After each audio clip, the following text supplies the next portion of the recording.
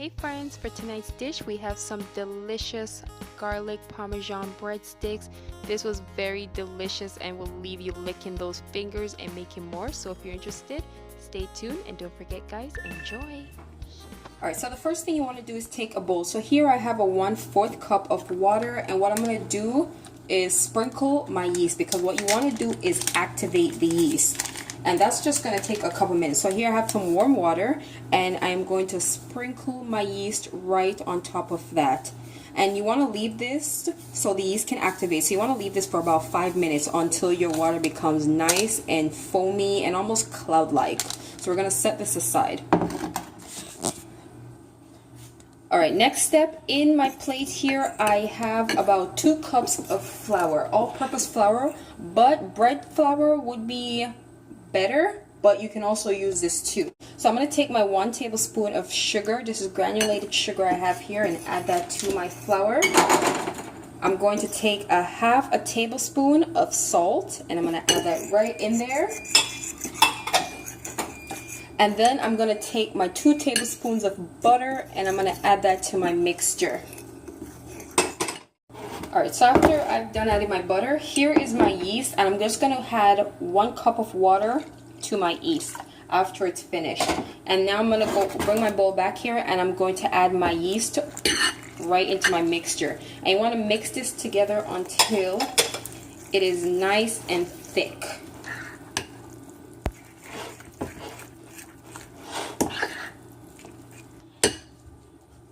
Alright, so I do apologize, my measurements was off a little bit, so I'm adding another 1/2 cup of flour to this.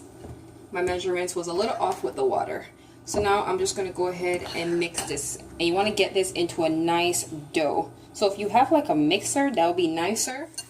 So I'm just using my hand, and you want to bring this together until you have a nice little dough in your plate.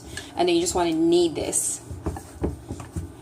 So I'm just going to knead this until I have a nice firm dough. It doesn't have to be like crazy firm. If you find that yours is a little bit sticky, just add some extra flour and that will take care of it.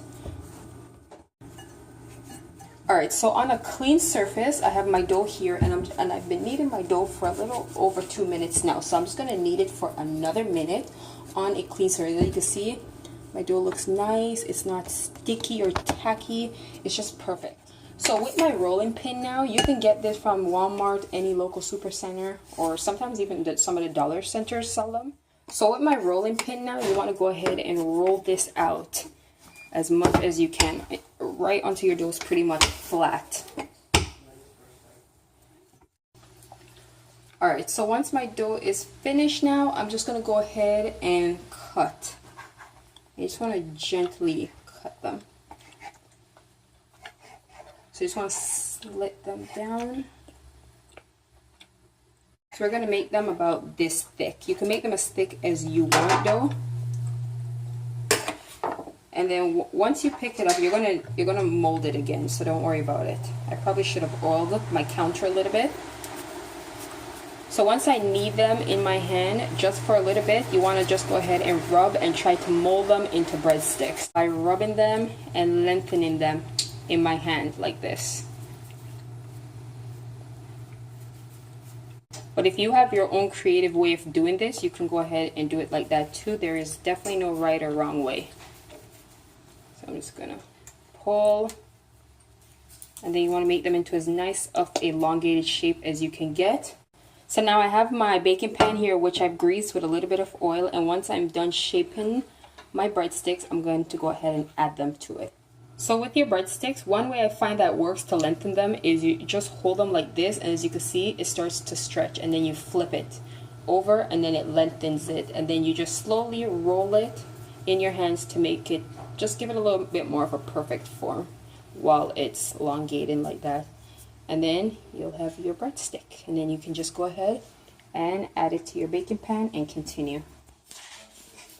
So another way that I found work is if you roll it on your countertop, but what I forgot to do when I put this down was flour. Add a little bit of flour to the countertop, which makes the rolling process much easier. So what you can also do is when you add your flour to the countertop and you slice down, they should come off, peel off easier, and then you can just place them in your pan. But you can also roll them gently, roll them on the countertop, and then this will also form the shape.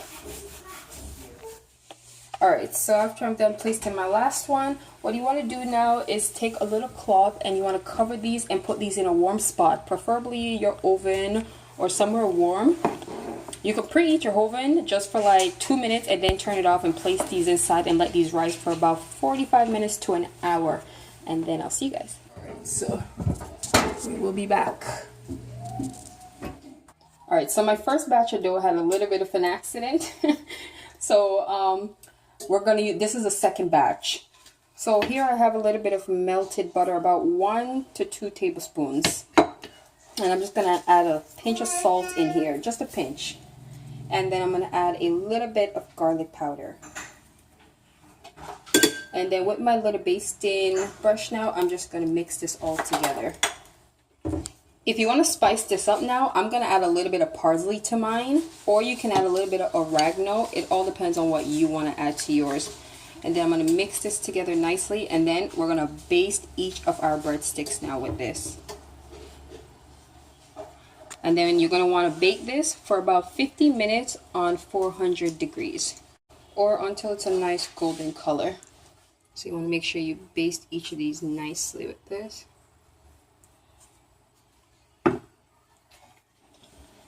Alright, so remember 15 minutes, and try not to put it on the very low shelf because you don't want it to burn. Mine is on the 1, 2, 3, 4th row. And then we're going to leave those to bake and come back. Alright, so for my topping after they're done baking, I have some melted butter here. You just want to brush this. This part's optional. Just brush it on and then sprinkle a little bit of Parmesan cheese. And it's going to be so good after. And you're done.